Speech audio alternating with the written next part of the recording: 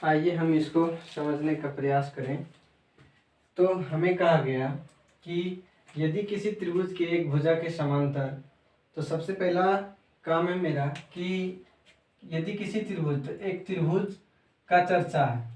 तो सबसे पहले एक त्रिभुज हम लोग बना लेते हैं जो कि इस प्रकार से है ए बी सी, और हम मान लिए कि त्रिभुज ए बी सी है। त्रिभुज की एक भुजा के समांतर एक रेखा खींची जाए और इस त्रिभुज के अंदर में 3 भुजाएं हैं जो कि ए बी, बी सी और ए सी है। तो हमें कहा गया कि केवल एक भुजा के समांतर एक रेखा खींची जाए, तो हम मान लेते हैं कि वो रेखा बी सी है और उसके समांतर हम कोई रेखा खींचे हैं।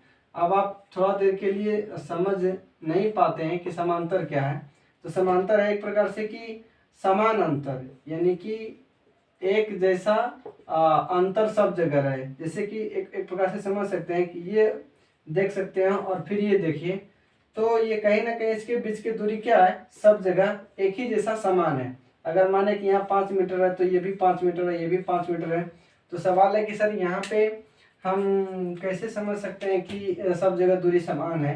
तो इस तरह तो हमें समांतर रेखा कोई नजर नहीं आ रहा है। तो बबू एक समझने का प्रयास करेंगे। मान लीजिए कि हम डॉट में इस तरह बढ़ा दें, तो ये वाला लाइन और ये वाला लाइन आप देख सकते हैं कि समान दूरी पर जा रहा है। और चूंकि हमें त्रिभुज के अंदर काम करना है, तो हमें त्रिभुज के अंदर ही समझना पड़ेगा इस तरह से कि कोई रेखा बी सी के समांतर हमने, अब इसका नाम भी हम लोग दे देंगे कि ये कोई रेखा माना कि डी ई है। क्या है? डी ई है। और इसको सिद्ध करने के लिए हम लोग थोड़ा सा और भी इसमें काम करना पड़ेगा।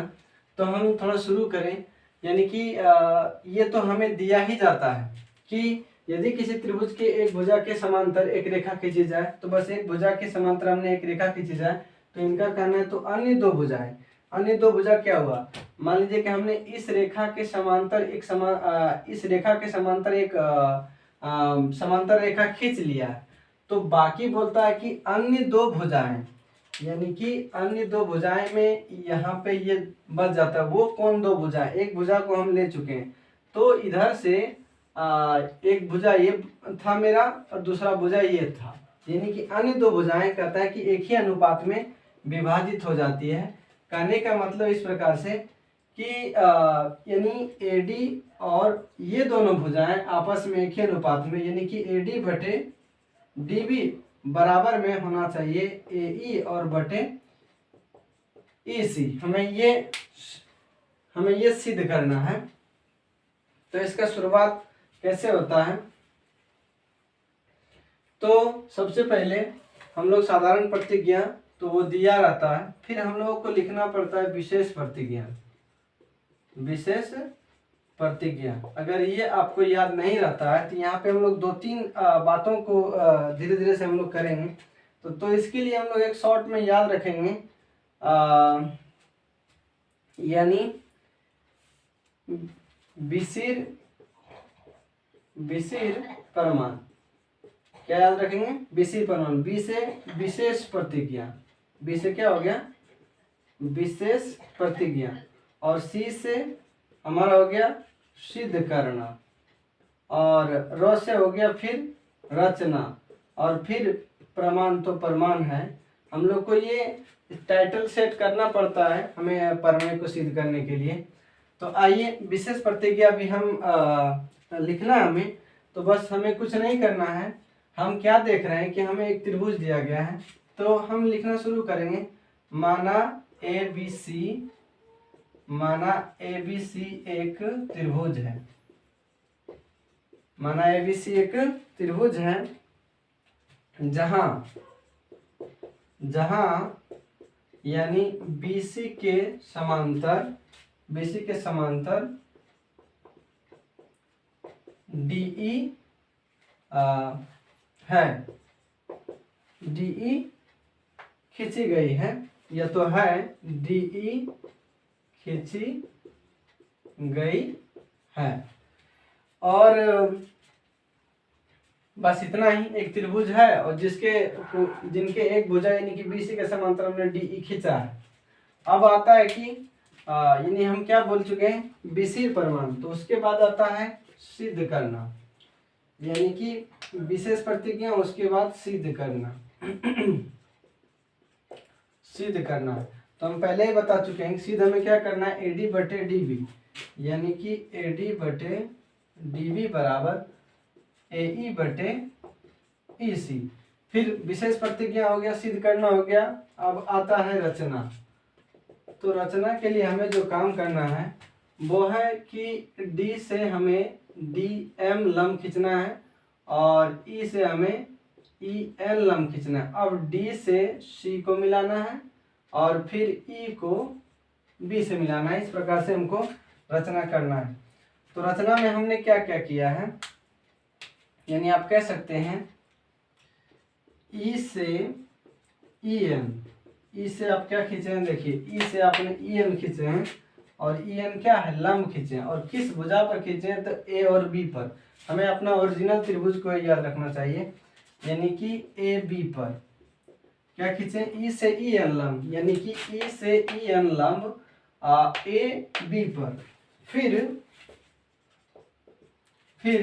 डी से डी एम लंब, डी से डी एम लंब, यानी कि ए ई पर, ए सी पर।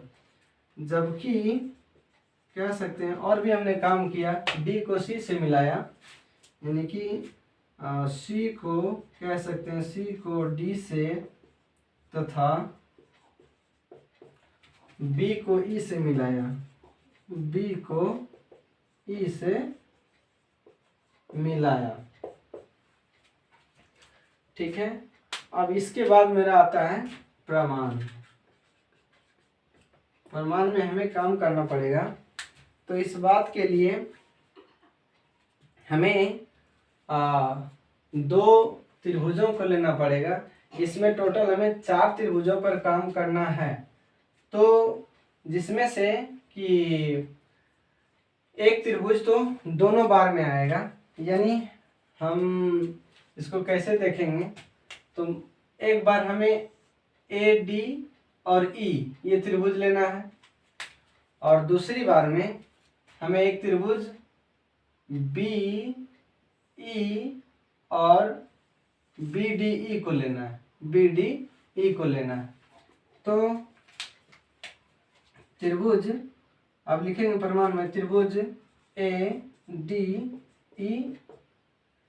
ई का क्षेत्रफल बराबर, यानी कि मेरा है कि ए डी ई का क्षेत्रफल, और हम इस त्रिभुज को 2 बार प्रयोग करेंगे। एक बार ए डी ई और बी डी ई का, और फिर ए डी ई का, फिर डी सी ई से हम लोग काम करेंगे।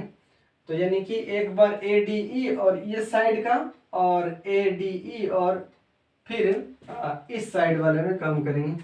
तो ए डी ई का क्षेत्रफल, आप जानते हैं कोई त्रिभुज का क्षेत्रफल क्या होता है, हाफ इंटू आधार। यह समझना यह है कि हम लंब खींच चुके हैं, एक लंब यहाँ पे हम डाल चुके हैं, दूसरा लंब यहाँ पे डाला गया है, मतलब एक त्रिभुज में 2 लंब डाला गया है।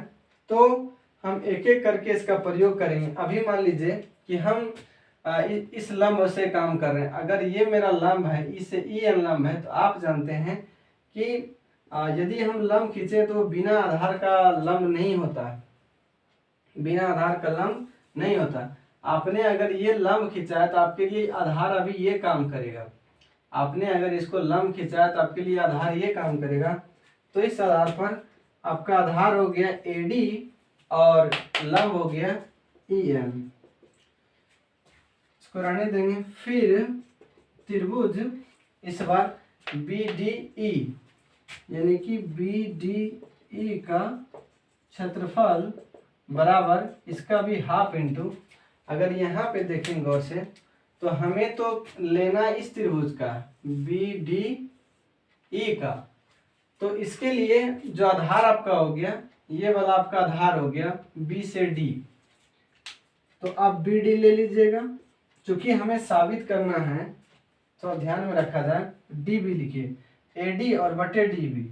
ए डी मेरा आ चुका है तो हमें डी बी लिखना है, डी बी इंटू ऊंचाई, तो ऊंचाई के लिए आप गौर करिएगा, ये त्रिभुज कुछ इस तरीका का त्रिभुज बना हुआ है, इस तरीका का अगर गौर करिएगा तो जिसमें आप गौर करिए आपका आधार तो ठीक है, आपका आधार तो ठीक है, लेकिन ये इसमें लंब का समस्या थोड़ा गड़बड़ है, क्योंकि लंब एक कोई सीधी रेखा पर और कोई खड़ी किरण होना चाहिए, मतलब एक खंभा के जैसा होना चाहिए, लेकिन हम देखते हैं कि ये हमारा खंभा उस तरह से नहीं है, तिरछा है, तो ये इस बात को हम लंब नहीं ले सकते हैं। तो अगर आप गौर करें इस त्रिभुज में, तो हम उसी प्रकार से अगर इस तरह से खंभा को डैश में बढ़ाएं तो तब मेरा जाकर के लंब ये, क्योंकि देखिए एक सीधी रेखा आ रहा है, उसके ऊपर हम एक खड़ी रेखा, यानी कि तब जाकर के 90 डिग्री पर मेरा काम हो रहा है। तो यहाँ भी अगर गौर करें तो मेरा लंब डी ई ना हो करके ये लंब हो जाएगा ये वाला जो ई और एन है। तब जाकर के आप थोड़ा सा गौर करें तो आप देख सकते हैं कि इस तरह से त्रिभुज मतलब हो रहा है और आपका ये लंब हो रहा है, ये से यहाँ पे आगे बढ़ रहा है। तो फिर ई एन हो जाता है।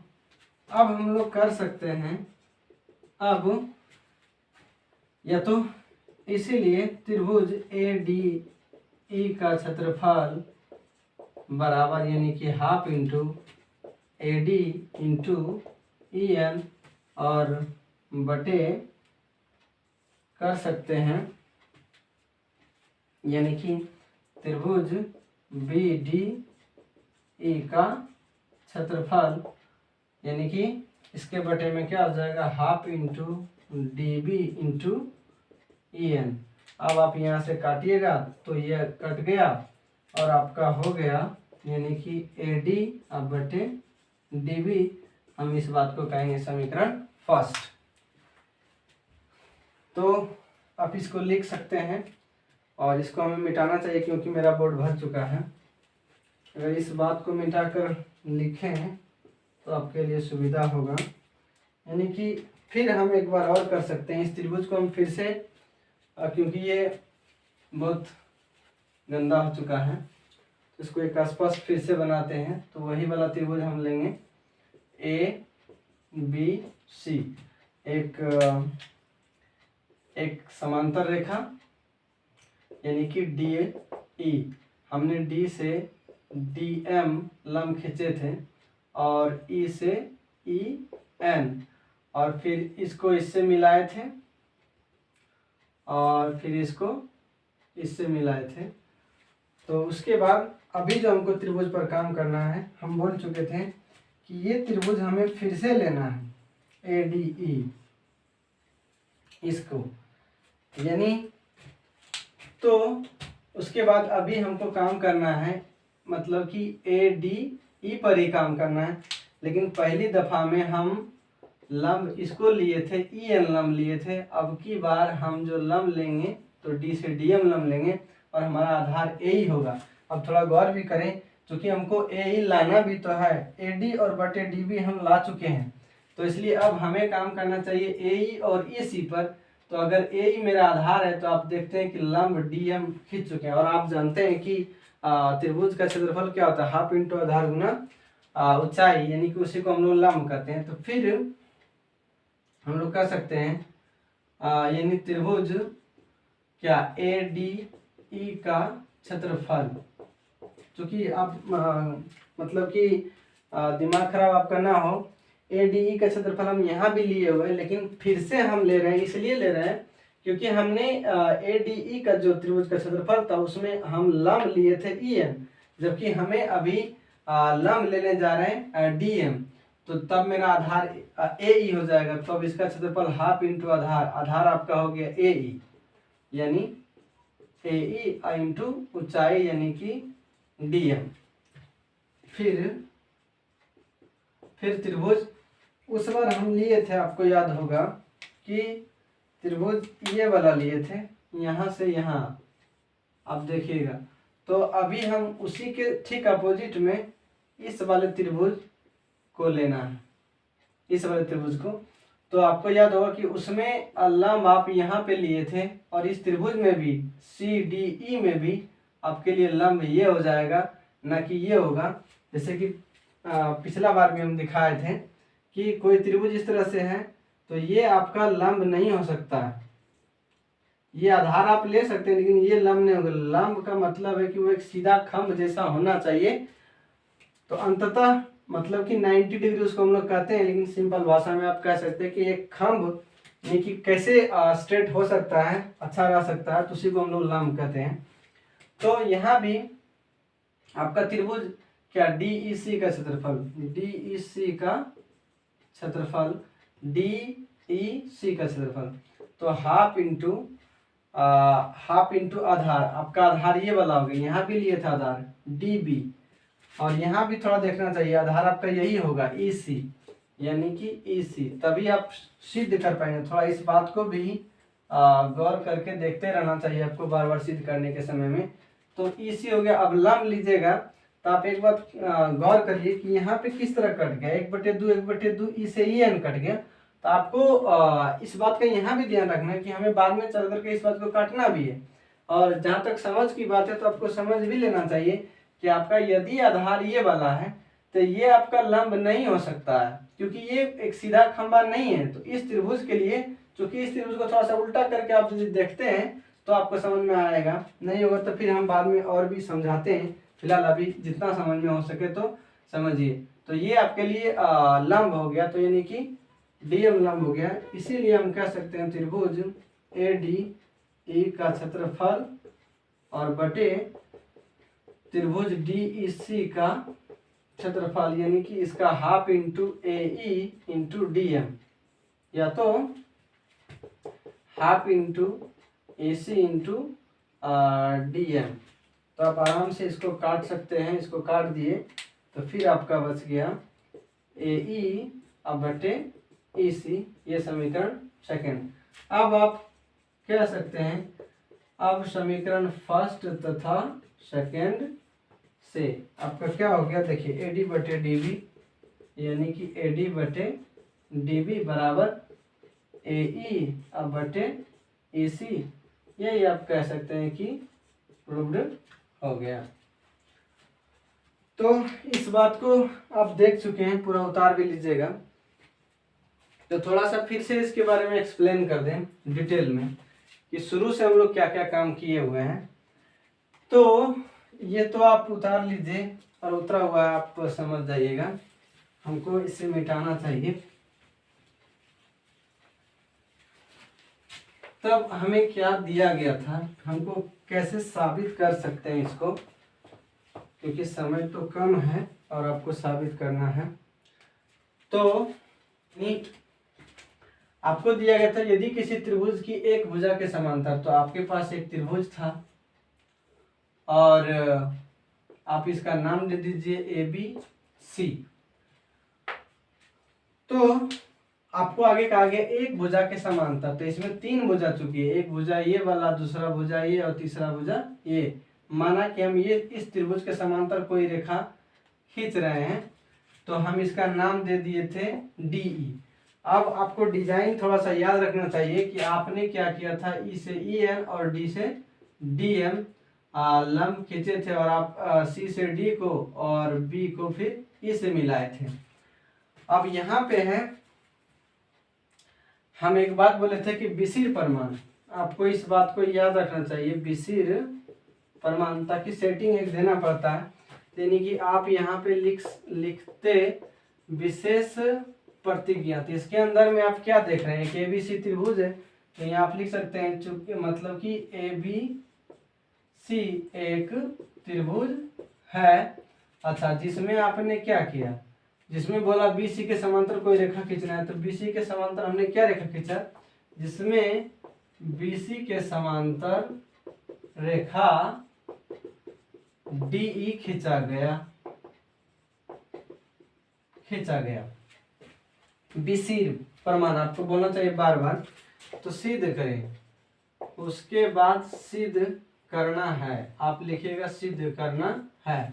यानी कि क्या सिद्ध करना है, आप कोई समांतर रेखा खींचे तो आगे बोलता है कि तो अन्य 2 भुजाएं, एक भुजा ये बच जाता है मेरे लिए और दूसरा भुजा ये बच जाता है, तो अन्य 2 भुजाएं एक ही अनुपात में विभाजित होती है, मतलब कि AD, मतलब क्या करना AD। अब देखिए A से D आप गए तो फिर D से B आई है, D से B और इधर से फिर जैसे इधर है वैसे इधर AE, यानी कि AE बटे EC, ये आपको साबित करना था। क्या बोले हैं? विशेष प्रमाण, तो विशेष प्रतिज्ञा सिद्ध करना और र से रचना। तो रचना के अंदर में आप देख सकते हैं कि आपने क्या क्या रचना किया हुआ है। रचना में आप क्या किया? ई से ई एन लंब, यानी कि ई से ई एन लंब खींचे कहाँ पे? ए बी पर, जो हमारा मुख्य त्रिभुज है। फिर आपने डी से डी एम लंब खींचे हैं यानी कि ए सी पर, और आप कह सकते हैं सी को डी से तथा सी को डी से और बी को ई से तथा बी को ई से मिलाया। इतना करने के बाद आपको फिर करना पड़ता है प्रमाण। प्रमाण के अंदर में आपको ये त्रिभुज 2 बार लेना है। मेरे पीछे बोल सकते हैं ADE, यानी कि 2 साइड हम किए थे, तो त्रिभुज आप ADE का क्षेत्रफल लीजिएगा और यहाँ भी त्रिभुज ADE का क्षेत्रफल लीजिएगा। तो यहाँ पे तब लीजिएगा जब आप देख सकते हैं 2 लंब खींचे, ये आपका आधार होगा तो लंब आपके लिए ये हो जाएगा।